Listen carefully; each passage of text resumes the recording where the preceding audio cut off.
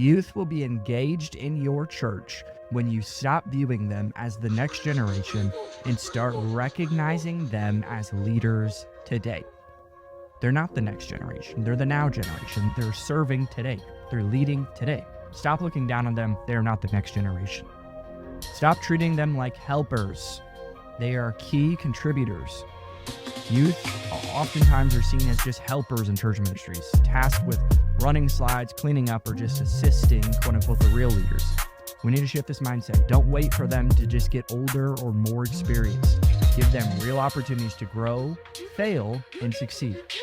They have potential now. The idea that youth are just waiting to become leaders in the future is a myth. The time for them to step into leadership is now.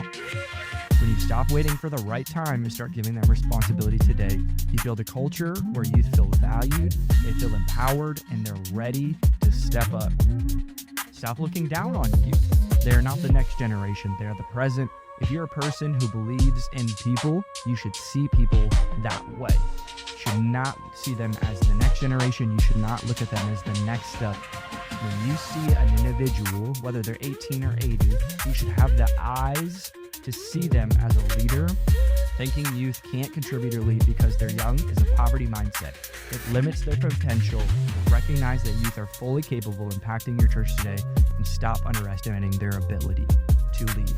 Pride says that I can do it all. Pride says that I'm the only one that God chose. The reality is anybody can do anything in the church and anytime if you have the right resources, if they're humble, hungry, and again, they're just faithful. Stop underestimating your youth and start empowering them to lead.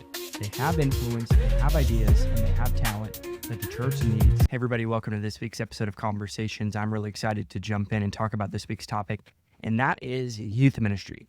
How are we going to get Gen Alpha engaged in our churches? I think something we really need to help define, though, is what does engaged look like?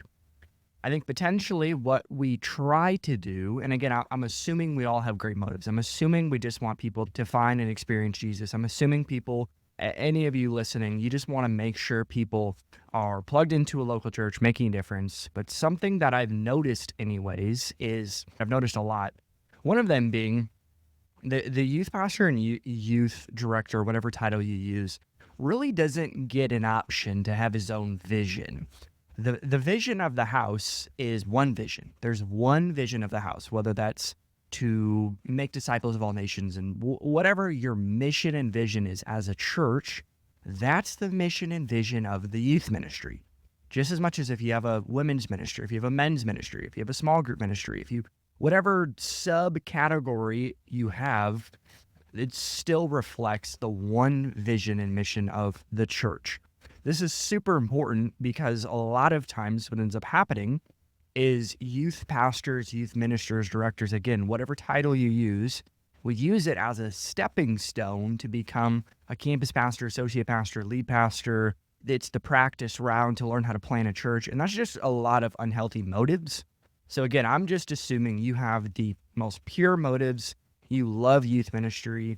I don't believe that somebody is specifically called to a specific age group.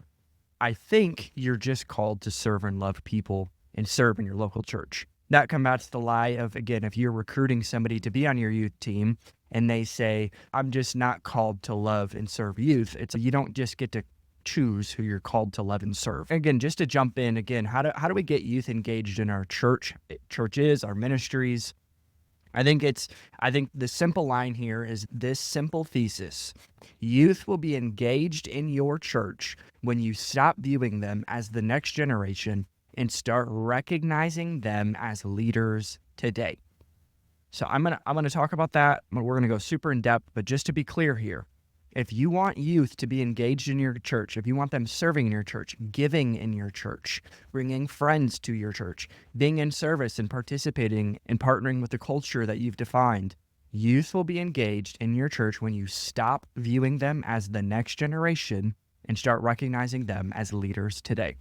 In 2025, youth are already leading and have influence.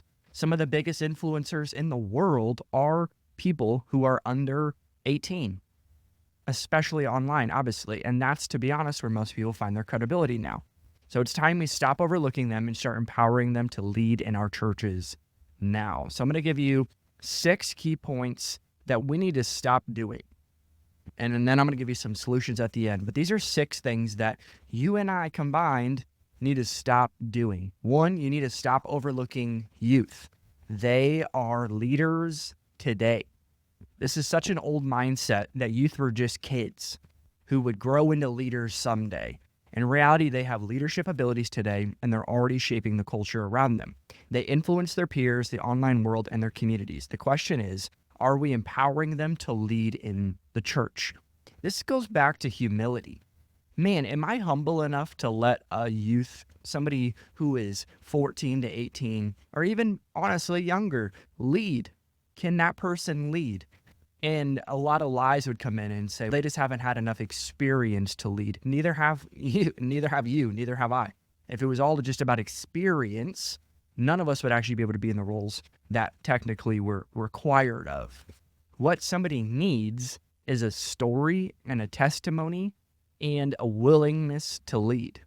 Again, I'm not saying they should be preaching every Sunday. What I'm saying is if you can empower them and give them a space and place to give their thoughts and voice, I believe, again, every place they walk into, the kid can walk into a high school classroom, and guess what?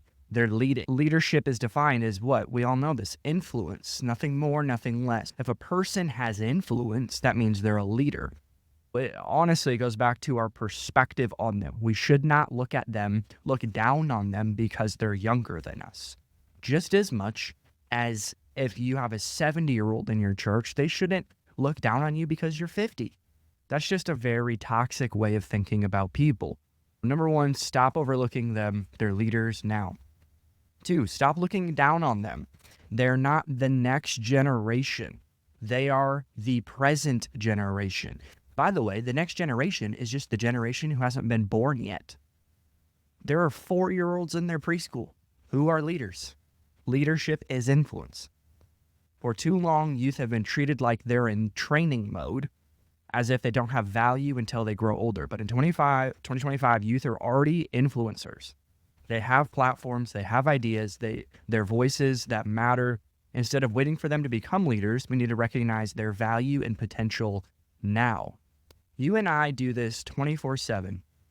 Anyone over 18, let's just say, you speak to their potential. You don't speak to where they're at. So we should apply that same mindset and strategy to people who are under 18. Because again, it's just an age. They're not the next generation. They're not next up. Again, that's all. I wouldn't even use that in your language, by the way. You remove next gen from your language. Remove next generation. They're not the next generation. They're the now generation. They're serving today. They're leading today. If they have a job, great. They can give. They can tithe today. Stop looking down on them. They're not the next generation. Number 3, stop assuming they aren't ready. They're leading in ways you cannot ignore anymore. Again, youth are already leaders in their own right. They lead online communities, run social media accounts with massive followings, and drive trends. A lot of the trends churches follow on their social media platforms was originally created by teenagers. They may not look like traditional leaders, but they're using their influence every day. It's time for us to acknowledge their leadership and give them real responsibilities in the church. Honestly, I can measure a youth ministry's health by the amount of youth serving on Sundays. And again, I hear the argument, I hear the objection of, well, we just need to water it down or give them a different context so they can understand it via youth on Wednesday nights, serving on Wednesdays. I'm not saying don't serve on Wednesdays. I'm saying they're perfectly capable to serve on Sundays. There's nothing that they're going to hear in the auditorium or your sanctuary that they're not hearing in school or online. There's nothing that you're doing on a Sunday that they can't do. You can't tell me a 14-year-old can't hold a welcome sign, serve in the parking lot, serve a cup of coffee, serve in the auditorium, do production. All of that is a way for them to make a difference and contribute on a Sunday. By the way, most youth ministries that I talk to, coach with, have a massive drop-off after they graduate from their senior year because they were never connected to the vision of the church and Sundays.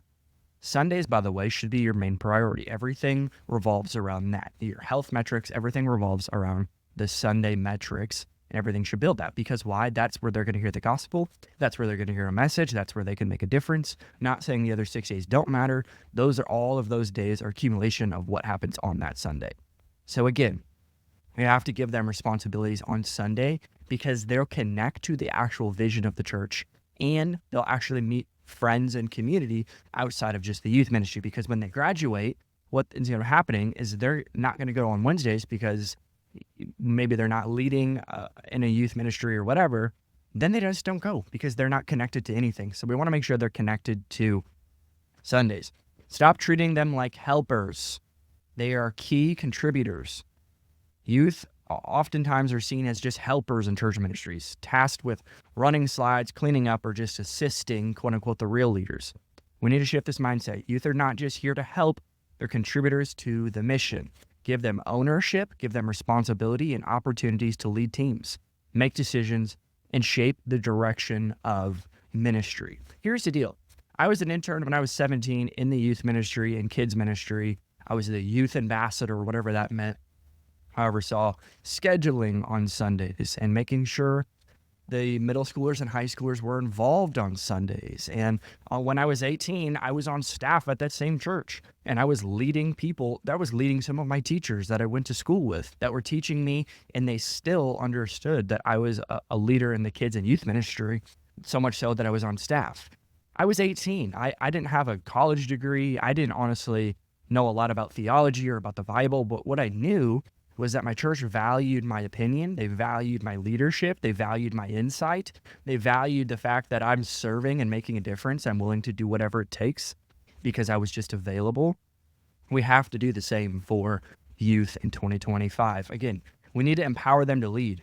You're investing in them, you're making them a difference. So give them ownership, responsibility, and opportunities to lead teams. Number 5, stop underestimating their impact. Empower them today. If we want youth to be engaged, we need to empower them to lead. Don't wait for them to just get older or more experienced. Give them real opportunities to grow, fail, and succeed. They have potential now. When you empower them to lead, you're investing in the future of the church. But more importantly, you're engaging them in the present. We need to stop underestimating their impact. They're making global impacts. Some of these youth kids right now, they're literally have influence beyond measure that we, to be honest, don't understand and how to comprehend that, because potentially they have 50,000 followers. What does that mean? Imagine you had 50,000 people in an arena wanting to see your day-to-day life. That's a lot of people looking at them. That's a lot of views and people looking at them for advice, for recommendations, for influence. Again, we just need to give them opportunities to grow, fail, and succeed, just like we would do anybody else. There's no B team in the church. There's no B team in a job. You don't just get hired and say, hey, because you're younger or because you don't have as much experience as your peers, we're going to put you on a different plan. No, you just get hired to do a job. Just as much as if they're going to serve, they can make a difference. Because why? Because they are making a difference in other places. They might as well do it in the church. Number 6, stop waiting for the right time. The time is now. The idea that youth are just waiting to become leaders in the future is a myth. The time for them to step into leadership is now. When you stop waiting for the right time and start giving them responsibility today, you build a culture where youth feel valued, they feel empowered, and they're ready to step up. They won't wait for you to give them permission. They'll rise to the challenge when given the opportunity. I'm going to read these 6 points, and then I'm going to give you some handles here. Stop overlooking youth. They're leaders now. Stop looking down on youth. They're not the next generation. They're the present. Stop assuming they aren't ready. They're leading in ways you can't ignore anymore. Stop treating them like helpers. They're key contributors. Stop underestimating their impact. Empower them to lead. And stop waiting for the right time. The time is now. So this is all helpful, but how do you get youth to join your team? How do you get youth to join your church? How do you recruit youth? You can recruit the same way you would recruit anybody. I'm going to give you 3 easy tips on how to recruit youth. Number 1, you need to empower today. When you empower youth, you are helping develop future and present leaders. Who is somebody you can empower today?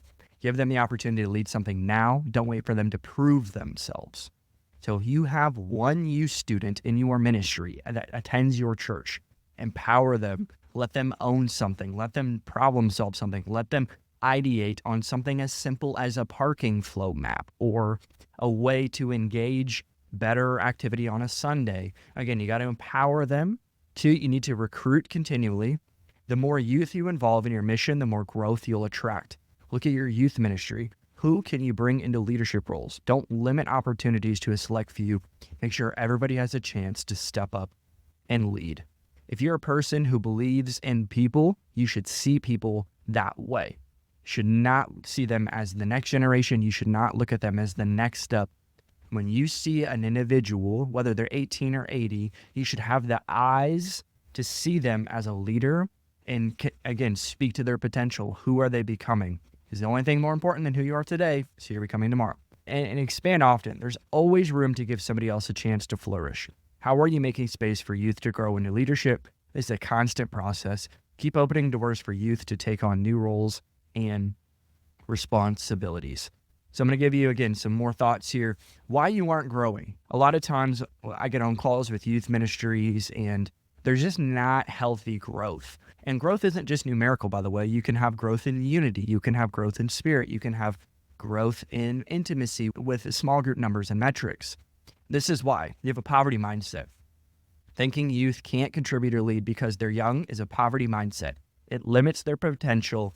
Recognize that youth are fully capable of impacting your church today and stop underestimating their ability to lead. We're not any different than the world when we don't look at youth the same as an adult. Again, yes, I believe in the biblical values of Titus 1 and 1st and 2nd Timothy on how to be an elder and a key pastor in the church. Absolutely.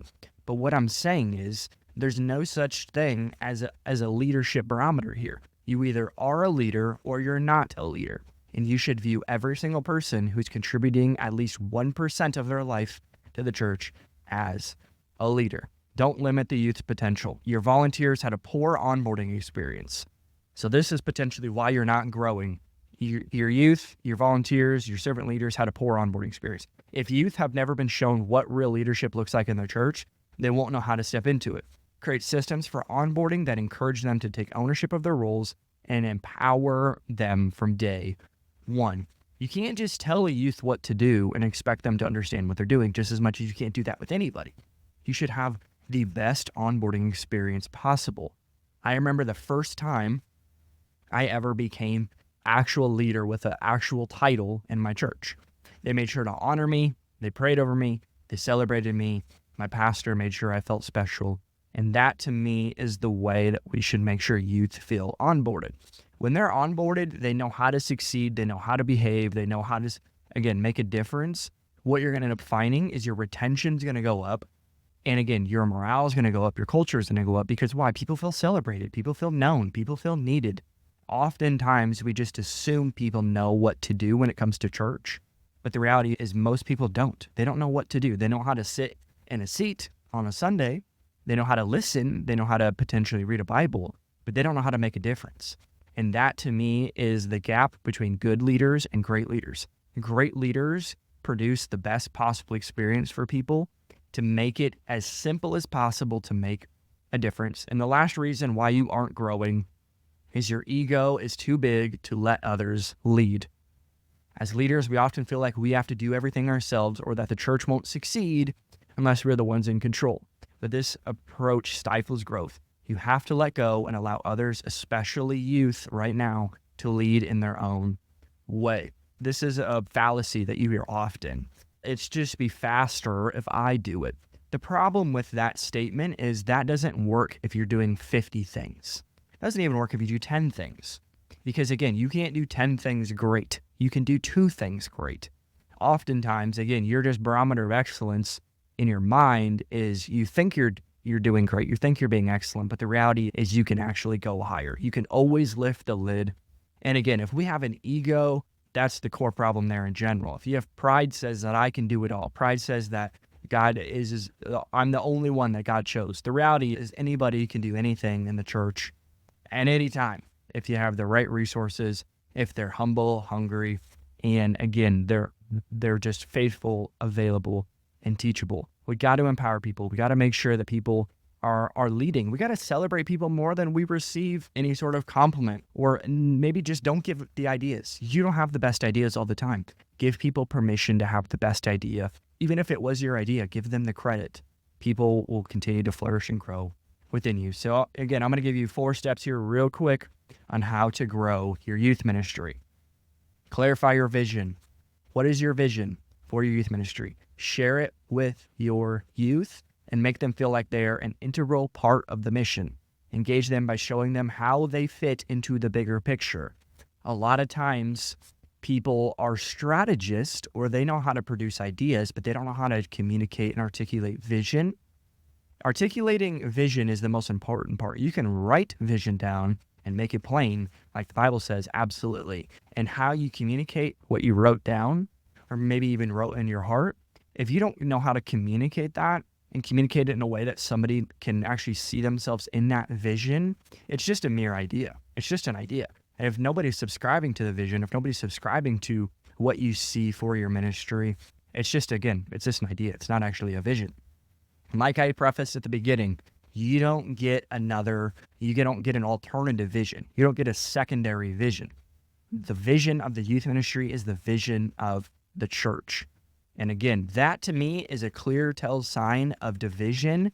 And that to me is a sign of pride in a youth pastor who is making their own vision, who's making their own strategies on how to grow their thing, not grow the thing. We have one church. You might have multiple different ways to make a difference, but you have one church. How do you grow your youth ministry? Clarify a vision. Number 2, make it easy to join a team. Create pathways for youth to get involved. What does it look like for somebody to join your team? Make it simple, straightforward, and empowering. I've seen this before. You got to wait 8 months to join a team. You got to wait 6 months to join a team.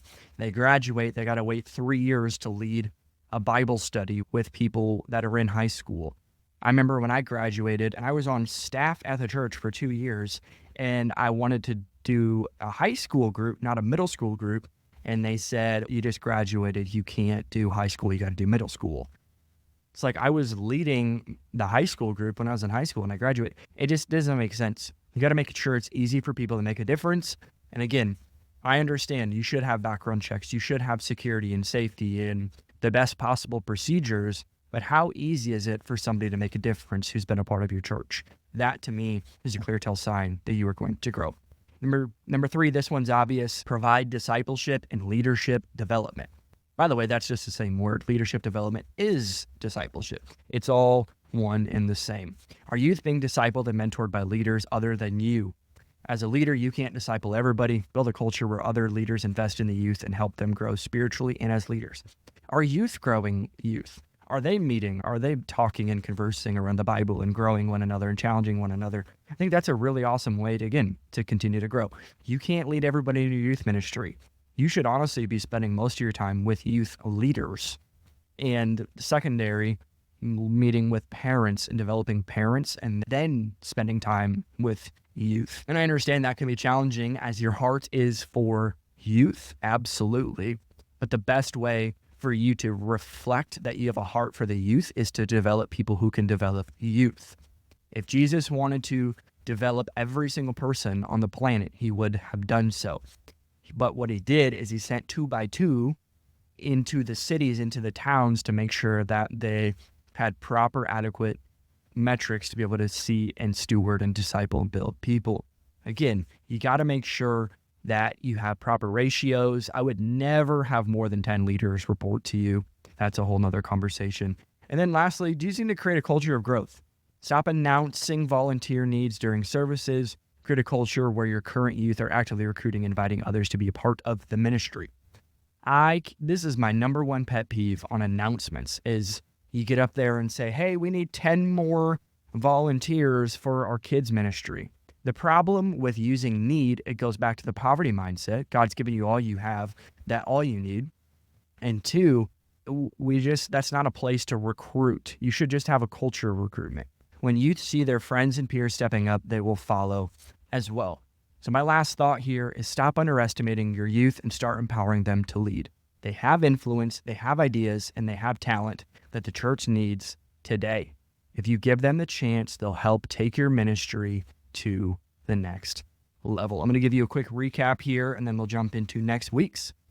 You got to stop overlooking them. You got to stop looking down on them. You cannot assume they aren't ready. Stop treating them like helpers. Don't underestimate their impact. Stop waiting for the right time. This is the recruitment strategy. Empower them, recruit continually, expand often. You aren't growing because you have a poverty mindset. Your volunteers had a bad onboarding experience, which, by the way, points to retention. And your ego is too big to let others lead. And this is how you can grow. You can grow by clarifying your vision, make it easy to join a team, provide discipleship and leadership development, and create a culture of growth. Thank you so much for listening to this week's episode. I haven't really talked a lot about youth ministry because I don't spend a lot of time in youth ministry. But as I coach youth, as I talk to youth pastors across the world, I do see a ton of patterns of confusion. We just bank off of conferences. We bank off of preaching clips. And again, all that stuff's cool, but it's not actually what's going to build density or fruitful, healthy teams. What does is integrity. What does is consistency and getting unified under one vision and one church submitted to one pastor. Thank you so much again. We'll see you next week.